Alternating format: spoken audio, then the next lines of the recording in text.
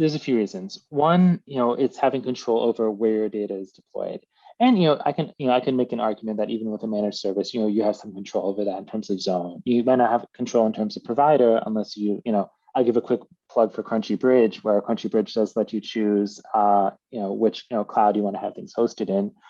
But something Kubernetes is like much more is powerful in the sense that with that API, my node can live anywhere. It can live in any cloud. It can be public, private, hybrid, anywhere.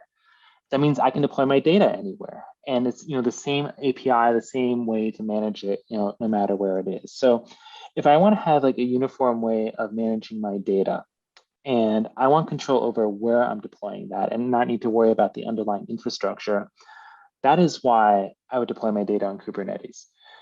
That is a very powerful concept. Now, look, it's not without its challenges because, in addition to, managing your Kubernetes infrastructure, you're then managing your data.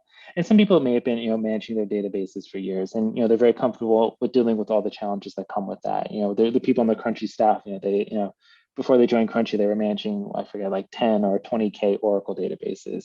They've since made the switch to Postgres, but, that with that kind of institutional knowledge, I think you get a leg up in terms of managing everything in Kubernetes. Now, we can certainly go into like a lot more specifics. Why run a database in a container? You're able to lock down the entire file system instead of except for your database directory. It's easier to shift your workloads around to the various different nodes. There's certainly all this the semantics, but it's really looking, it's really solving the higher level question of why, which is, why even go through this rigmarole? And, the answer I always come back to is, the freedom to move my data around.